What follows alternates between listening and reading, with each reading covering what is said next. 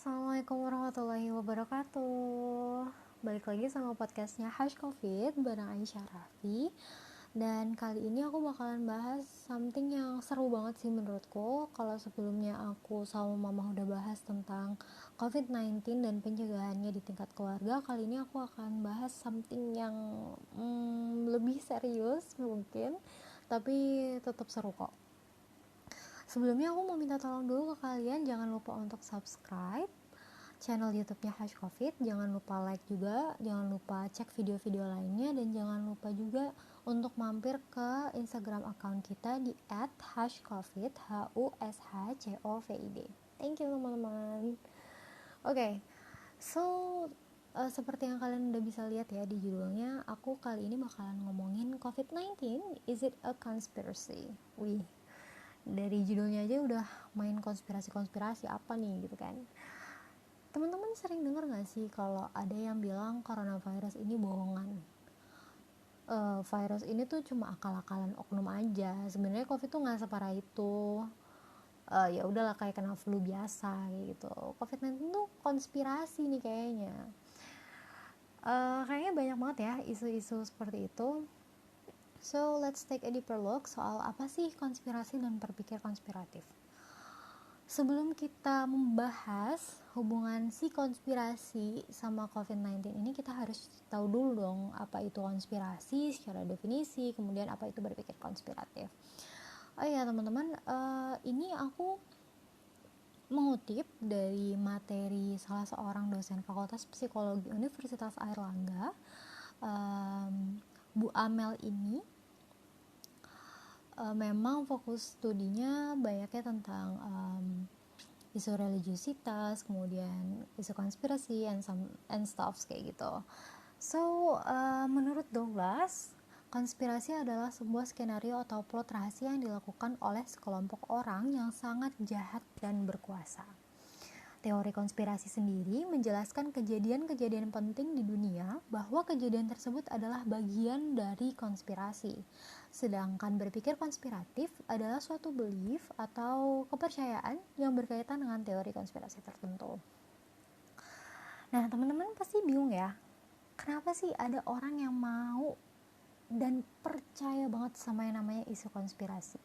Padahal as we know, kadang-kadang ada orang kayak, aduh apaan sih dikit-dikit konspirasi, itu tuh nggak bener gitu loh. Konspirasi itu nggak ada faktanya, kenapa kamu bisa bilang itu konspirasi, sementara yang kamu tuduh sebagai konspirasi itu punya bukti yang lebih kuat secara evidence based kayak gitu kan. Oke, ternyata di sini dari Douglas juga Bu Amel merangkum kalau orang-orang itu mungkin punya motif-motif tertentu. Ada yang namanya motif epistemik, teman-teman. Si motif epistemik itu adalah mempertahankan nilai atau keyakinan dalam situasi yang penuh ketidakpastian dan kontradiksi. Kemudian ada juga yang namanya motif eksistensial, yaitu mempertahankan eksistensi saat situasi terancam. Ada juga motif sosial, yaitu untuk mempertahankan citra diri, kemudian citra kelompok sosialnya, dan juga motif-motif psikologis atau motif sosial lainnya yang menyebabkan orang percaya sama yang namanya konspirasi. Sekilas mungkin kita kayak ya udahlah percaya, ya udah percaya aja gitu kan, nama konspirasi terserah dia lah mau percaya konspirasi mau enggak, ya balik lagi ke masing-masing kepercayaan masing-masing.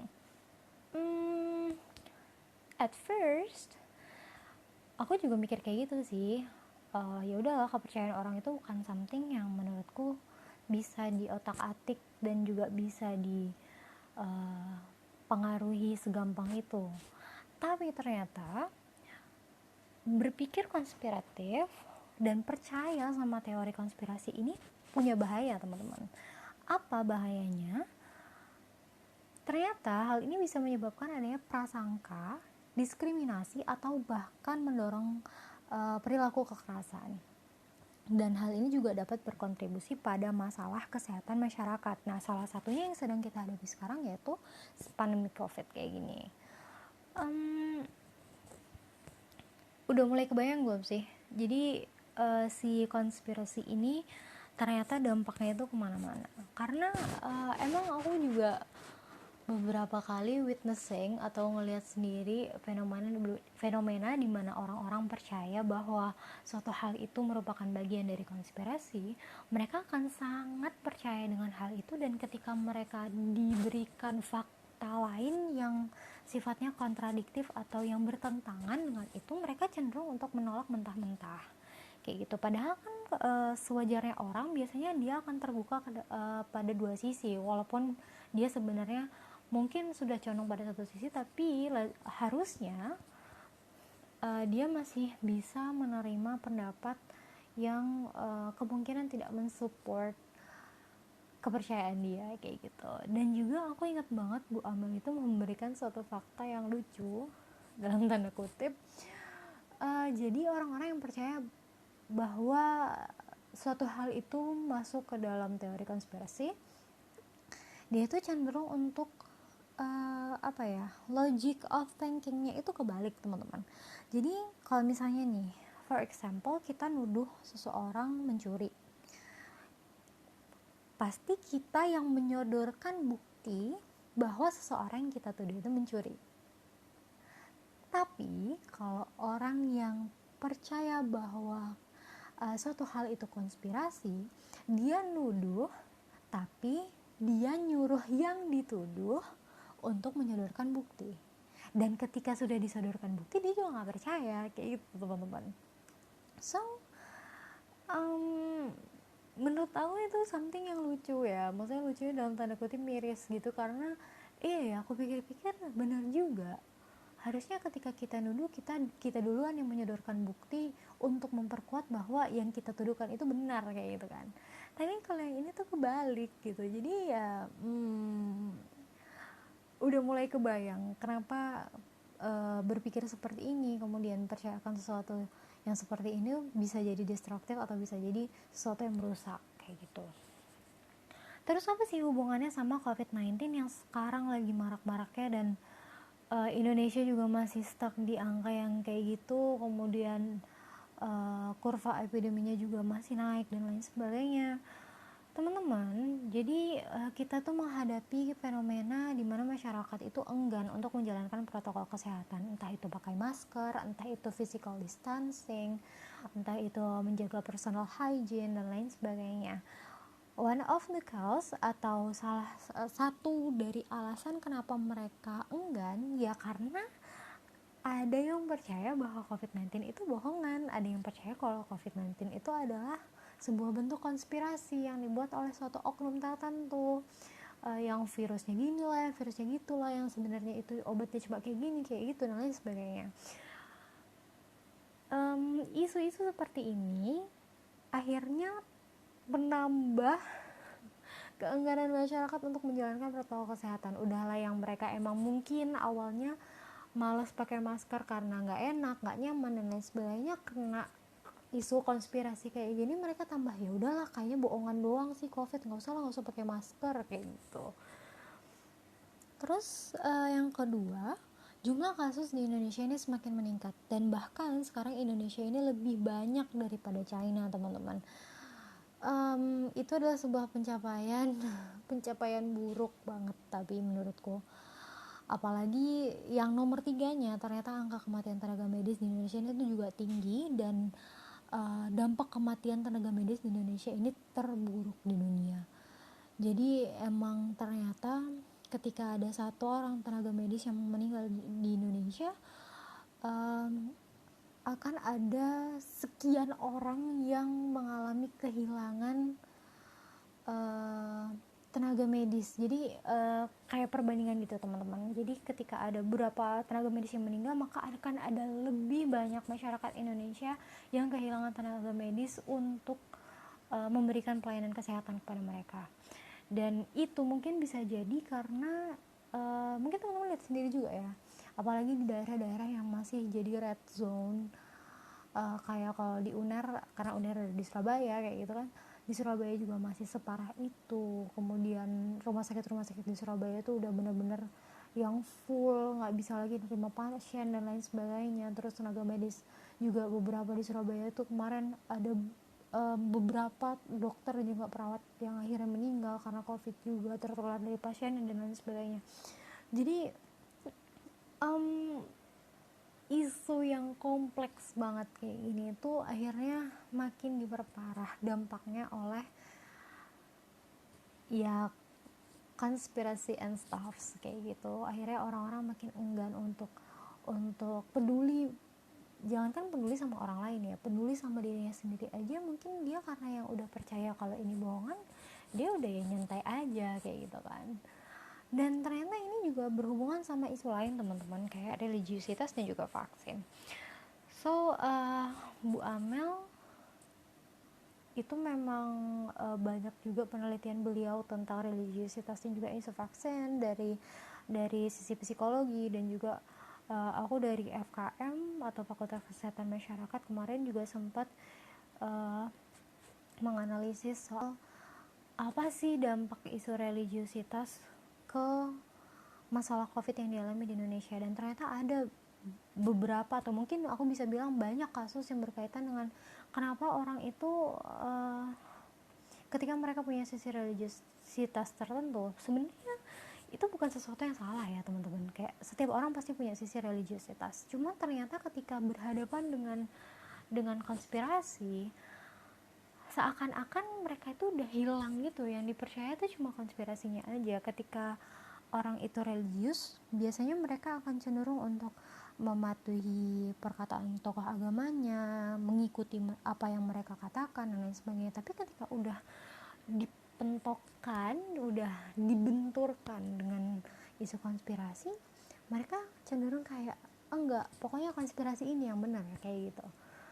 Dan soal vaksin juga ini teman-teman, menurutku something yang miris, another pencapaian yang miris juga, karena ternyata isu konspirasi soal vaksin di Indonesia itu juga masih banyak. Kayak banyak yang nggak percaya kalau vaksin itu benar-benar merupakan sebuah upaya preventif atau pencegahan penyakit yang nyata. Karena mereka mungkin ada yang pernah dengar juga isu vaksin dibuat di luar negeri terus dimasukin chip dan segala macem kayak gitu untuk mengontrol tubuh manusia. Ada seorang dokter, Dr. Rehanul Bahrain itu menceritakan bahwa ternyata vaksin itu mostly dibuat di Indonesia dan nggak mungkin vaksin itu disisipin chip, karena ya nggak bisa juga kayak gitu loh.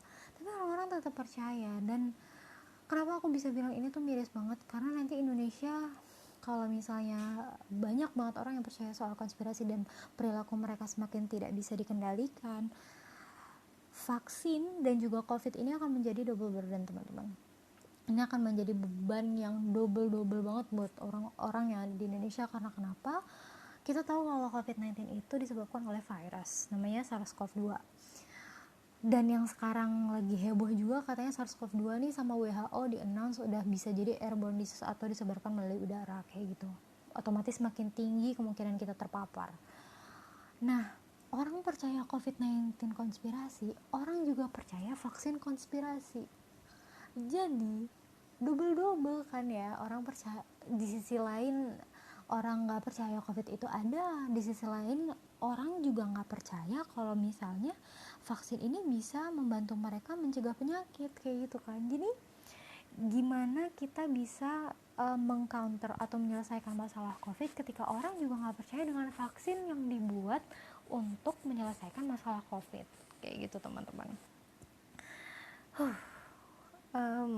Ngomongin something kayak gini emang agak berat, tapi menurutku kita emang harus terbuka dan kita emang harus mengakui bahwa ada beberapa hal yang mungkin kita nggak expert di situ, dan kita harus mengakui bahwa ada banyak fakta ilmiah dan benar-benar nyata di depan kita yang mungkin kita selama ini menutup mata dari itu.